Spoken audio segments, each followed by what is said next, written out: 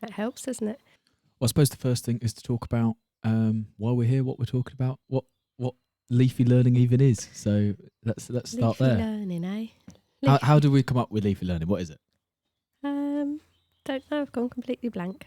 Literally gone completely blank. Can't even string a sentence together. So Mum, as I know her, or Penny, does a lot of sort of outdoor teaching with fundamentals in forest school. Fundamentals. Is that fair to say? So basically I teach children outside, but it's not just the teaching part. It's the exploration and adventure that the children go through. Because forest school is a certain... I can't think of the word. It's like a methodology, really. It's a pedagogy. It's where children learn through intrinsic experiences. They learn for themselves. No one's telling them this is the activity we're doing today and you've got this set time limit to do it in. The main advantage of forest school over things like outdoor education is that it's a repeated visit for a long period of time in a session. It's not just 20 minutes grabbed here and there. It's once a week, over 2 hours, a minimum. Sometimes you're lucky enough to get the children all day. Nice. I can rant on for hours. Yeah. I mean, feel free to talk to me instead of the camera. Sorry. We're pretending the cameras aren't here. I was kind of just looking around me because from where I'm sitting, I can see birds going into a bird nest. So nice. Well, there you go. You're just constantly distracted by nature. I am. That's it. And even just brushing the patio before we start, I found a very small little slow worm. So yeah, nature's literally an arm's length away from you without even realising. Nice. And so where would you say you got your first sort of spark for being outdoor and doing outdoor teaching? I can remember exactly. I was a little girl at school, in my primary school, and we went for a day visit to a place called Brent Pelham, which was a village in Hertfordshire. And I don't even know who the company was that was delivering it because I was only small and my parents can't remember. But it was obviously a nature reserve. They had a classroom, and inside that classroom they had plaster casts of animal footprints. They also sold like badges of like a fox, a badger, British mammals, basically rabbits. And I'd taken my £1, and in those days you get 3 or 4 badges for £1, so it's a bargain. But for the day we went out into the meadow and we saw rabbit holes. I'd never seen wild rabbit holes before. Why would I? Because I'd predominantly grown up in North London previous to moving to Hertfordshire. Yeah. The lady was just really inspirational for me. I again couldn't remember her name, can't even really remember what she looks like, but I can just remember the feeling of this person talking to me about nature, telling me about what animals you can find just in a bit of grass or in a bit of woodland. I'd never even heard of a badger. This is crazy to think, but I'm sure a lot of children these days don't hear about it until I'm in their life as well. Unless it's on TikTok. Yeah, true. I mean, obviously there was no social media. There was hardly barely any internet when I was a child, but it was just, for me, it just opened my eyes to the outdoors in a way that I'd never really experienced. And then growing up, my parents weren't great at gardening, let's say, love them. And the back garden was a bit of a jungle. The grass was as tall as I was. And I would go and sit amongst this tall grass and we would look for various invertebrates, ladybirds, caterpillars, watch butterflies. To this day, I'm so glad I never found a grass snake or anything like that because I think that would have put me off. But literally just used to sit, and then I would make nature badges and certificates for my friends from 8 years old. That was kind of where it started. Nice. And then moving forward, you didn't immediately decide to go into teaching forest school. It wasn't really a job, I suppose. No. So all the way through, like my schooling, I liked biology, I liked geography. Those were the closest things that you could get to studying it, really. There's the physical geography, so the landscape, and then the biology of animals and plants. Did a smidge of about 6 weeks ecology every year and absolutely loved that. It was like the field work part. So going into my A-levels, I naturally chose the biology and the geography for the field work. Yeah. Then didn't really know what I wanted to do. I still only loved the field work aspects of it. So I went and did an environmental science degree, which allowed me to do a lot of field work, study ecology, look at environmental impacts of what was happening in the world, pollution, learnt how to species diversity index to find out how biodiverse a certain area was. So I absolutely loved my degree. But by year 3, I specialised in the biology more than the environmental science. And then thought, well, what can I do? I started applying for rangers jobs.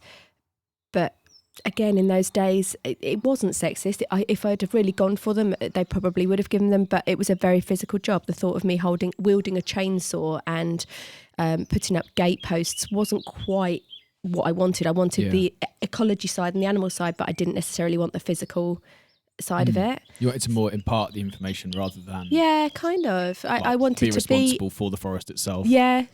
So fell into biology teaching, which was the nearest thing I could think of at the time, because I do love talking about my passion, and the ecology modules were absolutely what I loved, but it still wasn't quite right. So then had my children, found out about forest school, started volunteering for Sussex Wildlife Trust. Once I found Sussex Wildlife Trust, I found my thing, really. And that was sort of teaching all age ranges as well, really was, yeah. I did forest school with nature tots, as they called it, so 3-year-old. And we had day visits for kids, doing geography, biology, ecology, geology. We had foreign students learning about Seven Sisters Country Park, which is part of the South Downs National Park. I just absolutely loved the job, and I worked for them for 8 years whilst raising my kids. But then heard about forest school, and then that's when I trained just over 10 years ago about forest school. And since then, I've all been about the outdoor teaching. Nice. So we actually went on, I remember going on a forest school thing together. I think, did we learn how to light a fire or something like that? We went through a tunnel, and on the way back it had snowed or something. Yes, and I remember it wasn't that. snowing where we were, or it was snowing where we were, and it wasn't the other side of it. Again, that was through Sussex Wildlife Trust. We went on a mums and sons day, dads and daughters. It was mums, sons, dads and daughters. And we went, and it was learning to have a campfire and making a butter knife out of wood as well. We were learning to whittle. Yeah. That was very early days for me learning on my forest school journey, and they'd put on this workshop, and ironically never did another one, but I loved it, and I hope you had a nice day as well. But yeah, as you say, it was in December and we came back and it had snowed. that was sort of my first impression of what forest school really was, because I think I'd maybe seen a few things, or I'd seen like Ray Mears on TV.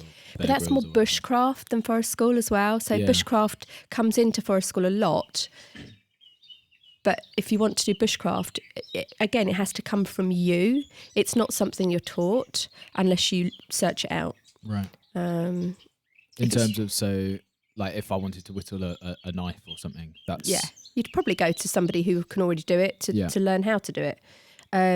Some people are naturally gifted and can pick up a knife and teach themselves, and that's great too. Yeah. Which is what all the Scouts have done for years, and and probably people like Ray Mears and Bear Grylls have done as well. So, yeah.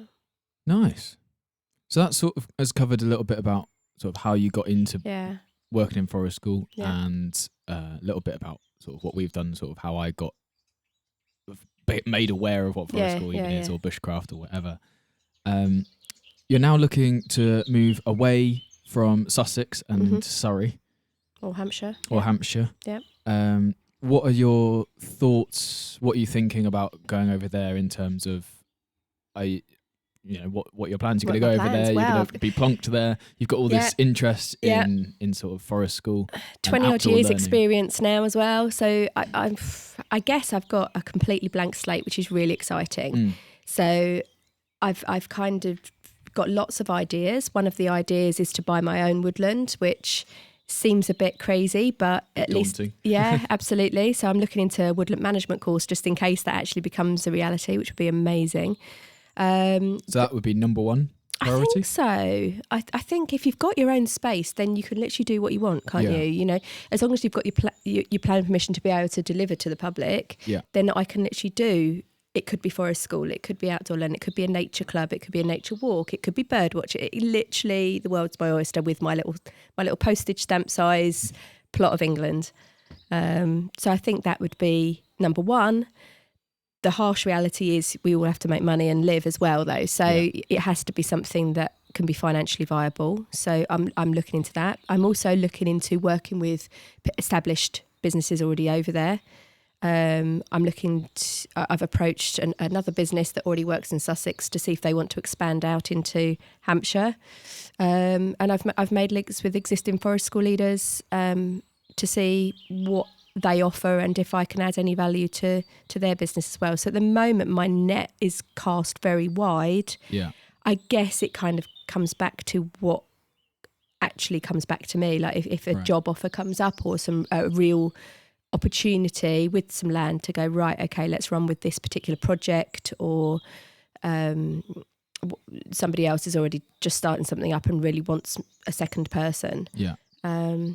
I think I like the idea of working for myself. I do work well in a team and all that as well. So it's always nice to bounce your ideas off and chat through things, because it can be quite an isolating job. Yeah. So I'm quite flexible.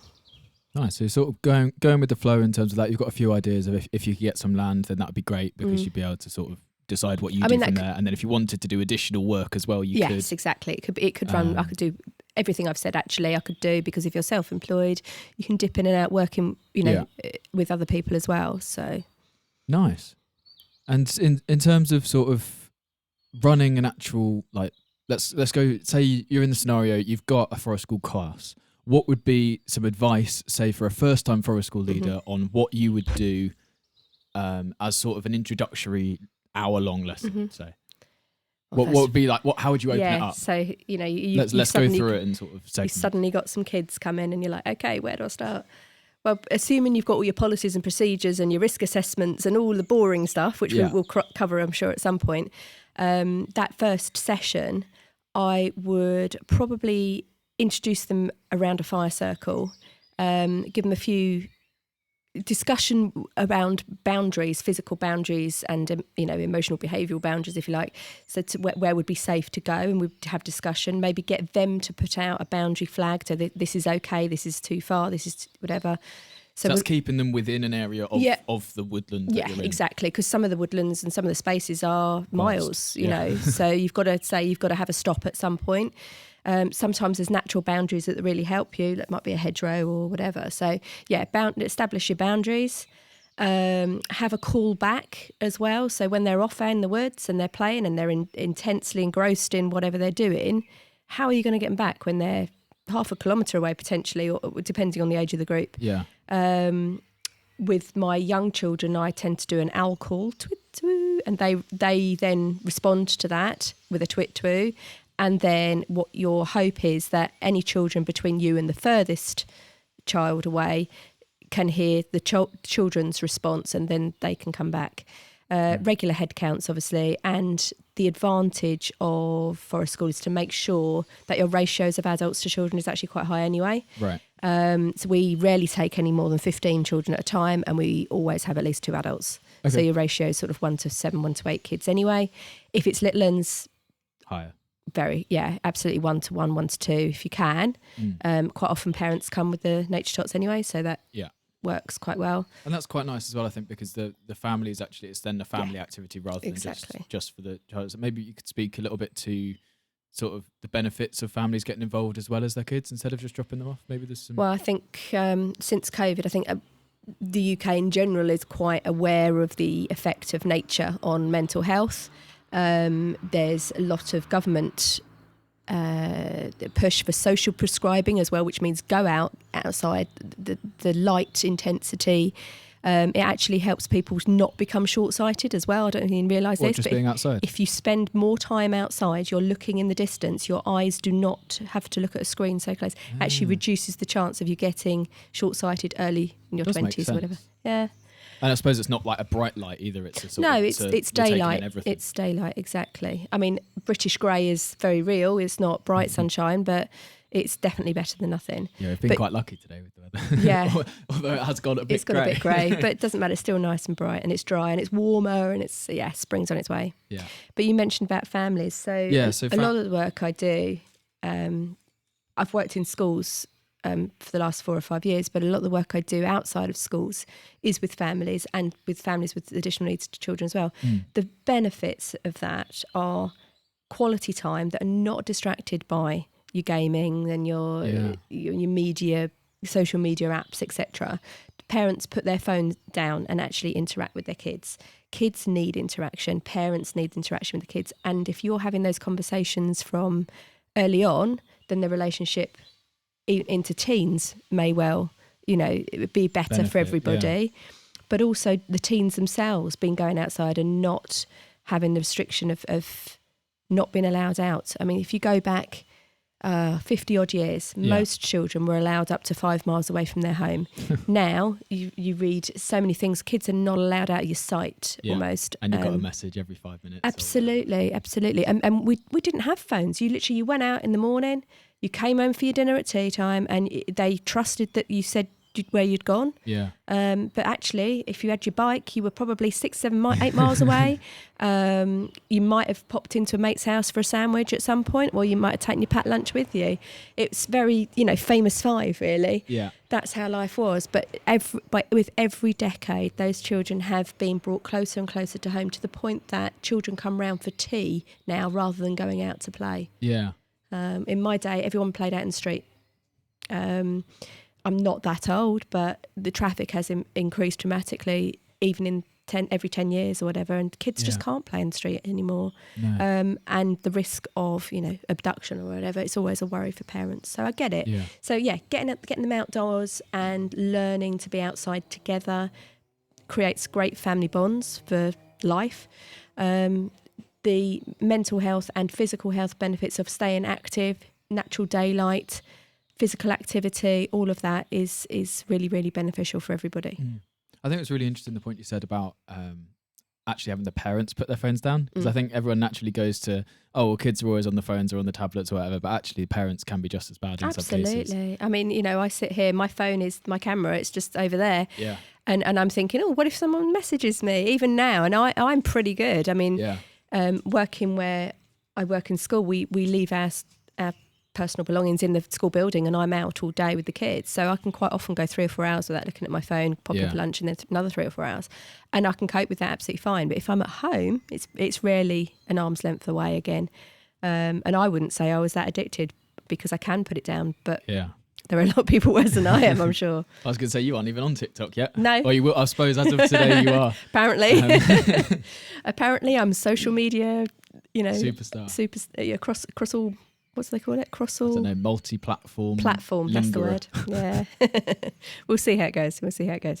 No, so we spoke about what you do at the start of a session. You'd lay out boundaries in the forest to make sure they're not sort of going too far, and actually speaking to the benefits of the families coming as a whole, especially when it's younger children. So after you've maybe set out the boundaries, got the kids to lay out the boundaries, what would you sort of move on to after that? So it doesn't really matter what age they are, doesn't really matter if the adults are there or not.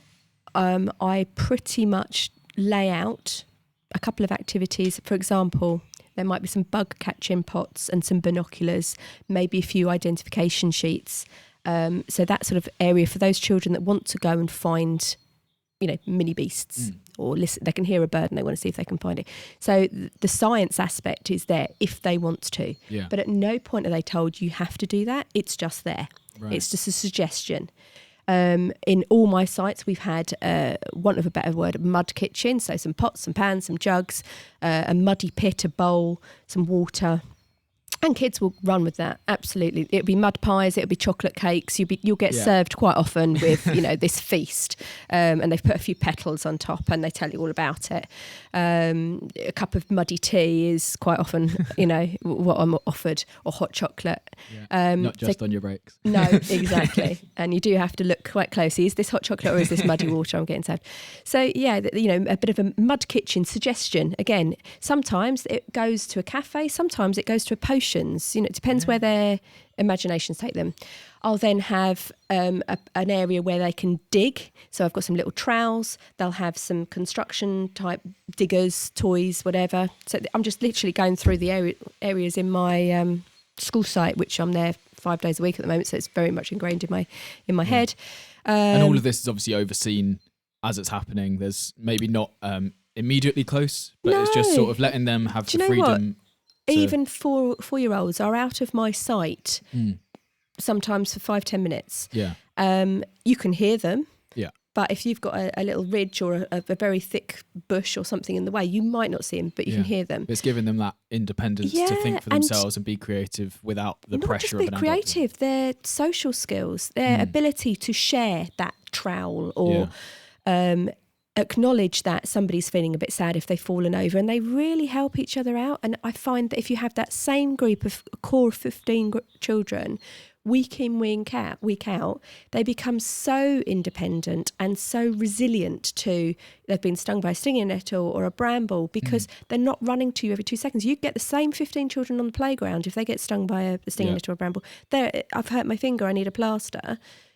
But they become really resilient because, knocks in life, physical and emotional, happen. And so if you can build that resilience from age 4 or whatever, I'm not saying I don't keep my eye on them. Of course I do. I always have I've got my emergency procedures. I've got a walkie-talkie. We've got a high adult ratio. They don't know that we're watching them most of the time. We are step back, but we can still observe. Yeah. And if they're moving around, we're doing the same. We've got vantage points where I can see every aspect of the site for the younger ones. For the bigger ones, the boundaries might be a bit bigger. But again, we would do walk rounds, we would do regular head counts, we'll call them back to site regularly. We would never let sharp tools out of... I set up a tool area, and the tool area is where the tools stay. And that's constantly watched. And it's constantly watched by an adult, and they're counted in, they're counted out. Tommy's got the red one, Georgia's got the blue one. We've got a little book, write it down, and then they have to give it back and try, okay, let's come back. So, tool counting and all that is absolutely. And then again, if you have a fire, you always have an adult monitoring the fire. You have a fire circle. The children are made aware of fire circle rules. We call it red dragon, green dragon, where red dragon is where you shouldn't be. Right. Green dragon is where you can be. We also have orange dragon. If you're invited into the circle and you can do a job, so that might be adding more wood to the fire or cooking a marshmallow or something. So and from day one at school, age 4, they know red, orange, green dragon. They just know. We've taught them. We've walked around that circle. We've marched around that circle to the tune of here we go around the mulberry bush, but here we go around the fire circle. We make up all sorts, anything to just get those safety things in place early on and remembered and repetitive. Absolutely repeated.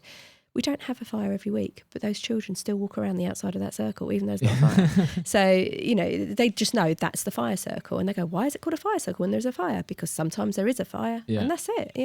And the same with the tools. They know not to touch them unless they've asked an adult, and the adult can then give them out, because we have a toolbox, and the older children could, am I talking too long, could in theory go and help themselves to those tools, but they don't. So, do you want me to stop? No, that's good. What else do you want me to say? Oh yeah, so other sort of elements of forest school really are if you've got some children that are really physical and love climbing. On your site, you can assess if you've got any climbing availability, like with trees and logs, etc. Or you can make an obstacle course with some planks and some logs or that sort of thing. It follows the children's interests. So week 1, you find your children that you've never met before love climbing. You've got a tiny little climbing tree that can take 2 or 3 children at a time, and all of a sudden you've got 8 children that really love climbing. Next week you're thinking, okay, I'm not going to teach them, I'm not going to say you're all climbing, but I bring some other things, some extra ropes maybe some planks, and think, right, what can I do to aid that need for them to climb? So that week I'll say, oh look, I've got this rope, can we make a rope bridge across between these 2 trees? Do you want to show me? Do you want me to show you how to do the knot? And then if they're sort of 8, 9, 10, 11 years old, they could quite easily put that up themselves from week 3, week 4, which is the advantage of them keeping coming back, because they get skilled up, and before you know it, there comes a point where you can almost stand back and then just go, right, today I'm going to make an obstacle course, and they know where the things are and how to fix them.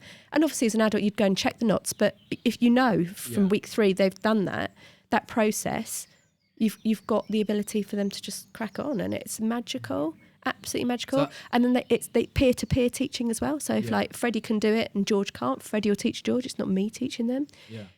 And going back to that sort of peer-to-peer thing, if a child might have a real keen interest in something and I don't know, they teach me. It goes back the other way. If I'm in the fire circle chatting and I haven't realised, the kids are allowed to say to me, Miss, Red Dragon. You know, it's we're all on a level. It's like self-policing. Yeah, we're all on a level. You know, it's not that the teachers are here and the kids are here. We're all on a level where anyone can teach anyone something. Quite often children have really focused interests. It might be on reptiles and snakes. It might be on birds. And if they've got that knowledge, then I'm keen to learn too. You know, as a kid, I would have had a little probably about British mammals, but yeah, I would tell an adult, and half the time my mum, I know in particular, would just turn off and bore her. No, but I think what you were saying about the kids maybe from week 3 or 4 going off and sort of just making something if they want to make an assault course, for example, having maybe consistency of where you put everything each week. Is that something that you actively plan on? Fire and tools, definitely. Yeah. Depending on, you know, what the site's like, we might just say things have come in on a wheelbarrow, so a lot of it will stay in the wheelbarrow unless it comes out. Right. We've got a couple of old cable reels that we use as tables, or old pallets that we've made tables as well. So off the ground, maybe it's a bit more visible, especially at the moment because the ground is so muddy in a lot of places. I've put it off the ground. So most of the time, the children know, you know, if I said to them, we haven't brought it out yet, it's in the wheelbarrow, that they would know that it was in the wheelbarrow. The wheelbarrow is pretty much always in the same place. Right. The other thing that's always in the same place is your safety equipment. Yeah. So especially, again, if you've got, for example, multi-age group, so you've got parents or older children, if they've, I don't know, had a minor cut and they do need a plaster, yes, they would come and find an adult, but they would probably shout to the adult and then they would make their way to the first aid area because they know that that's where they're going to get first aid. And again, adults are always aware of where the first aid area is. It's quite often near the tools or the fire because those are more likely to have those first aid incidents. Obviously, if somebody's had a severe injury, that we don't want them to move at all. Yeah. And all the children are told to, when they go off, they're told never to go off on their own. They're always in a 3. Yeah. And the reason they're in a 3 is because if one gets injured, one stays with the injured person and one goes and gets help. Nice. And again, it's only in the bigger sites we're talking about. A lot of the sites that I work on are within shouting distance of the children anyway. There's a physical fence or a boundary of a road or something that they can't be that far away. A railway line in my case. That is well fenced, obviously. So it's certain things are set out in the same place every week, and the fire circle is the hub of and everyone knows what it is. Yeah. With the very early stages and young children, we go for a boundary walk, and we ask them to find their way back to camp. And sometimes, you know, that's quite, when you turn back the other way, everything suddenly looks very different. So it's really important in those early sessions to follow them where they go, to make sure they don't get lost or feel lost, even if they're not actually lost. Yeah. And that have that response of twit twoo or a whistle call or whatever you decide, so that they know that they can shout out and be heard by somebody, because you're never that far away. Yeah. So it's just making sure all those safety things and boundaries are put in place early on, so that everyone feels safe and secure. And I don't want to jinx myself, so touch wood, there's no wood around. But for 20 years, we've never had an injury or a lost child or anything that, you know, because we put these things in place. That's why they're there, I suppose, at the end of the day. Yeah. No, it's very interesting. So we've spoken about sort of families and the importance of them being together. We've spoken about boundaries, we've spoken about the equipment and the kids learning how to be sort of almost more self-sufficient in terms of thinking for themselves and not having to call for an adult's help all the time. Going back to sort of what you would do in a session, maybe if you had to do a more focused activity or something like that, could you maybe talk about? So, you know, quite often children come up to you with a stick and say, can I make this into a spear, or can I make an axe? And at that point you think, I don't know how we're going to manage an axe or how we're going to, but, you know, we go with it. That's the advantage of forest school, because you don't have an agenda already. You can just go with it. So you think, okay, you ask the child, what do you want to make? They say an axe. So in making the axe, they might need to use a variety of tools. So you would model the tool use, show them how to use it safely. If it was something they can do independently, or you'd work with them, a paired activity, a sawing activity, or when you split wood, I quite often hold the bladed implement and they hold a mallet and bang on top of the blade to split the wood. So whatever aspect of the tools or aspect of, I can't think. I was doing so well. Whatever happens with the tools, with the tools, there's always a way of doing it. Sometimes you get two older children to pair up and they can work together. Yeah. It all depends on the skill level as well. And I suppose the age, because it's not age appropriate, it's skill appropriate. Right. That's the bizarre thing. I've got 10-year-olds who still can't tie their own shoelaces. So when it comes to fine motor skills, they haven't got that ability, whereas I've got very, very astute, clever 6-year-olds who are just really good at that sort of thing. Yeah. So it just depends. Again, with the fire lighting as well, I've got 6-year-olds who can lay the fire correctly and light whatever tinder we give them and light and manage a fire better than some 10-year-olds. It's not always age, although you try and gauge age, but it's not always age. It's always about skill level and ability level as well. Does that go all the way up to adults as well? Yeah, absolutely. If I got my mum out there, she wouldn't know how to do half the stuff. Do you know what I mean? So be a nightmare. It's just about what you've been exposed to throughout your life. Yeah. If you've never been exposed to it, how are you supposed to know what to do? I came into this very late in my life. I was 36, I think, when I started doing a lot of bushcraft stuff, because my upbringing wasn't an outdoor upbringing. Whereas many of my friends, and even camping and things like that, camping holidays, I hadn't been camping.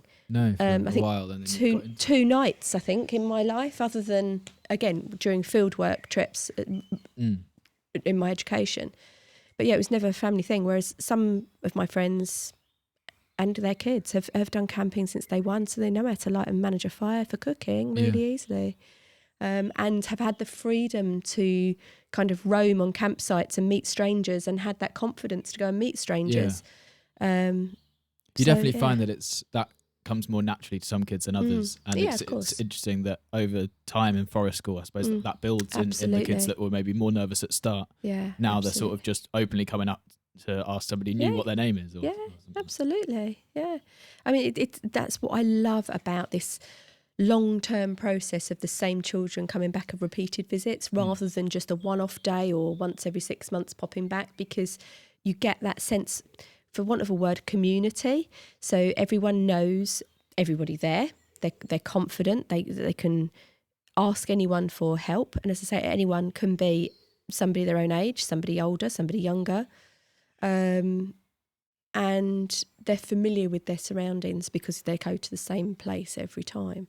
A bit like a child starting school, they get familiar with the school, familiar with the staff, and it's the same out in the woods. It can feel really alien when you go out in those big woods, and if you haven't been out there for a while, it can change seasonally.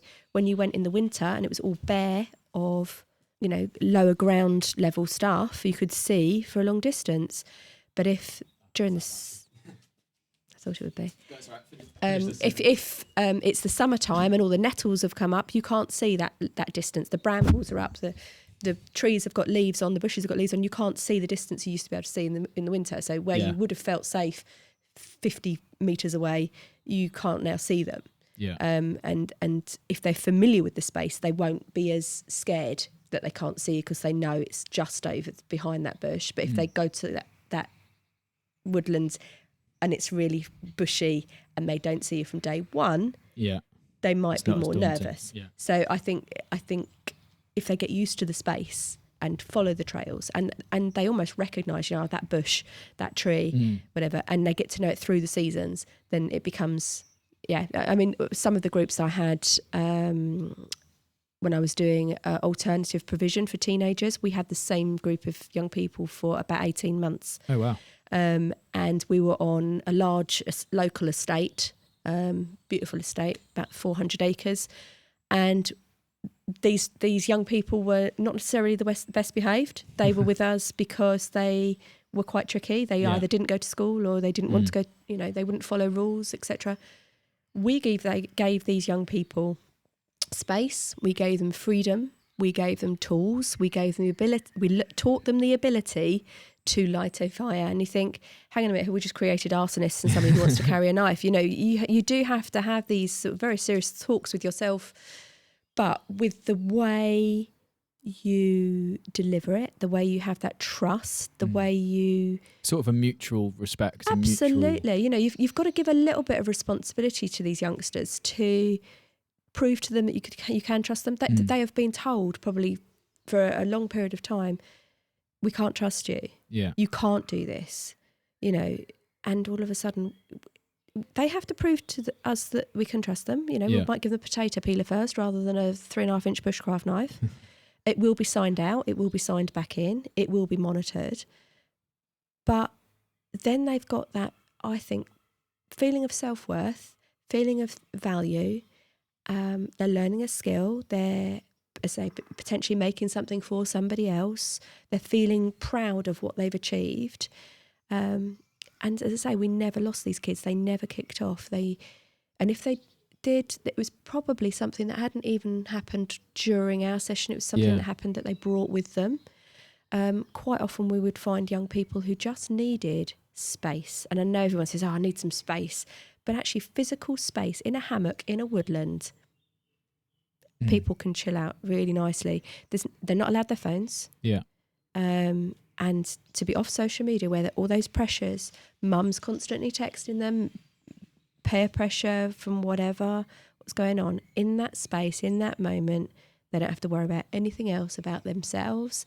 And I know that might sound selfish, but actually it's a healing selfish, you know. It's about like having that time out and resetting. Resetting. Nice. And I absolutely loved working with those young people. And bizarrely, I saw one of them who had started, let's say, when he was 11, and he disappeared for a couple of years, and then he came back as an assistant at 15. Cool. And the change in the young man was amazing. And he always says, between fishing and my dad and forest, with my dad and forest school, he said, that's what made my life kind of worth living, is what he had, what he said. He was in quite a bad space. And subsequently went on to Plumpton College, which is an outdoor, for people who don't know, it's an outdoory type college anyway. But that was his thing. Academic wasn't ever going to be his thing. And his peer group took him down quite a bad path. But just having those little snippets of forest school every week and fishing with his dad every other weekend just kept him going. Yeah. So. I think that's important. We'll sort of wrap up in a minute because my camera's died. But I think it's important for maybe people and institutions to realise that just because everything's traditionally done in a classroom doesn't mean that that's the be all and end all of education, because you can learn outside, and sometimes self-led learning is still learning. It's better because you're going to continue with that. You're going to, throughout your life, if you've got the motivation to learn, you will constantly progress. You're not always in a classroom.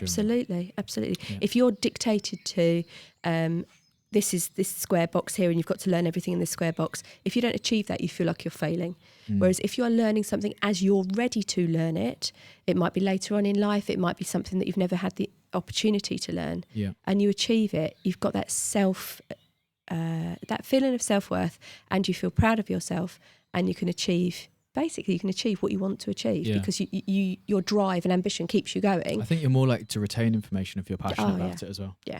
For example, you wouldn't learn guitar the same way I'd learn guitar just because I'm passionate about guitar. I tried to learn guitar and I just can't. It's obviously not my thing. So Okay, we're gonna wrap it up there. Thank you. You might to say bye to all the everyone that's watching. Talked for quite a long time, and I thought I wasn't going to say anything. So there we go. No, I was going to say you're off on a roll. So I think what we'll do is we'll charge up the camera and we'll maybe get another one at some point. Maybe today, maybe not.